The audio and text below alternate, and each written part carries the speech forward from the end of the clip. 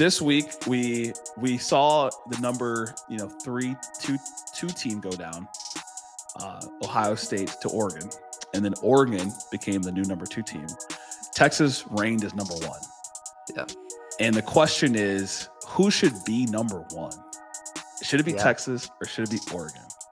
Look, Texas 34-3 dominant win over Oklahoma, kicked them out of the AP poll. Oregon 32-31 win over Ohio State.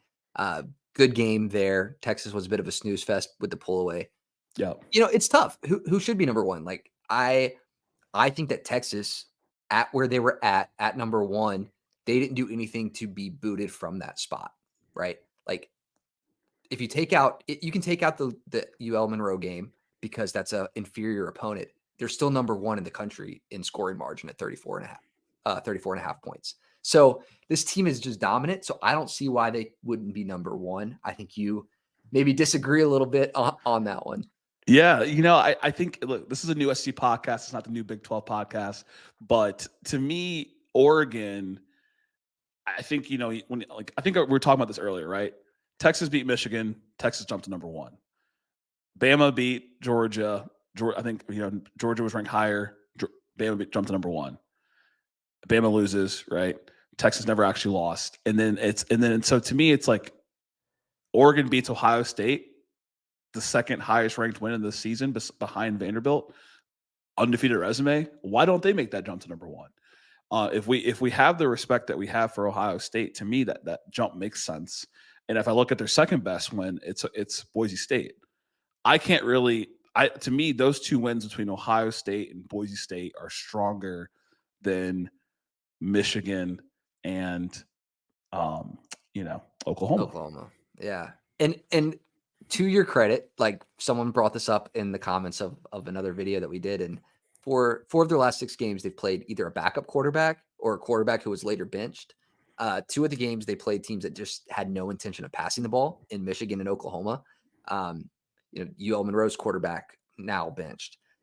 They got Van Buren's first career start at Mississippi State when they played them after Blake Shapen was out for the year with an injury. So they've got teams kind of at their worst, but they've looked pretty unstoppable in those games.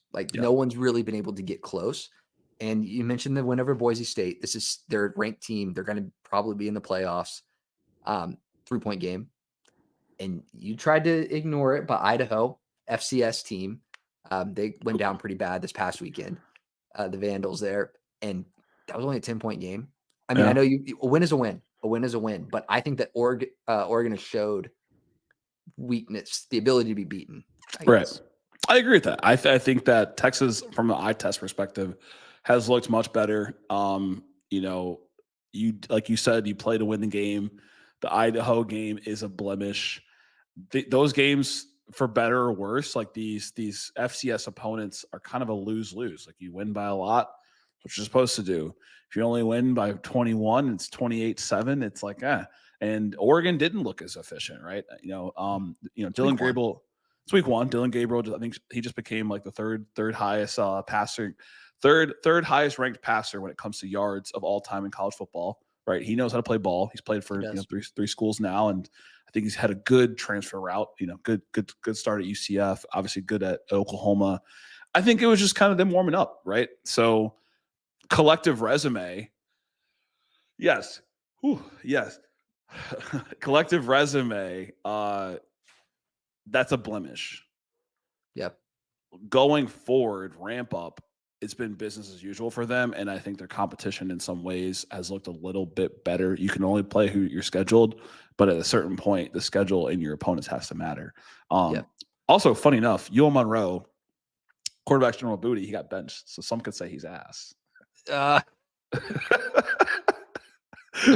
good. That's good. Man, you can throw me off track here. No, but so looking at kind of the justification behind rankings, right? Like, so we saw Missouri when they played Vanderbilt, who right now is on the cusp of being ranked. They only won by 3 and they dropped from a win. So does a point differential in a win matter for AP poll ranks? And should it matter? Your opinion?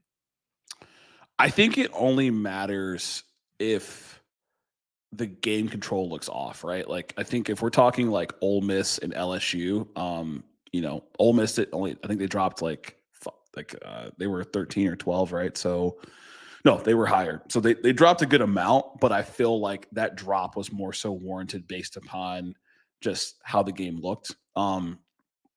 I think it's just subjective. I will say overall, I think it's subjective whether or not the point differential should matter, given the opponent. So that's a ride in the fence answer. But what do you think? I think it should. I think it should matter when it comes to, like you're saying, more of the intangibles of the game. Not like box score. Looking at the score doesn't matter, but looking at, did you look dominant? Because I think you can look dominant in a 15-point win, 14-point win. It doesn't have to be. I said it earlier. Texas 34.5 points per game if you take out UL Monroe, which I'll do just to make it even closer. Yeah. But Oregon 17th in the country at only 16.2 points per game, which is still a lot. You're winning games. The resume for Oregon, I think, looks better, but Texas can only play the person in front of them. So they have their chance this week to get their Ohio State level win when they play Georgia. Yep. I think that Oregon looks beatable. So does Penn State. Yeah. I think that Texas right now, I wouldn't be able to pull out what I would say is the way to beat this team, except for their occasional ball security problems.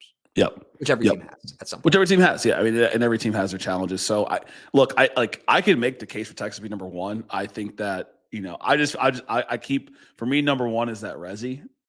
Yeah. And, I'm just looking at, and look, like what's great is like you said, they have the schedule to continue to justify number one, at least going to Georgia or playing Georgia, right? After that, it gets a little fluffy, but they have the opportunity to get that marquee win. So it's not, is it that Randall or that I think that they are not one of the best teams in the country or number one? No, I just think that if we're going to go off of everything we've seen to date, I think Oregon deserves to have that number one spot for a week. I think if Oregon was number one right now and they're playing Purdue this week and Texas is playing Georgia and they were number two and they beat Georgia, they would go back. They would just spin it right back. They put Texas right back to number one, and I think that'd be justified. I'm just saying, like, I think that Oregon should be number one just based off the resume.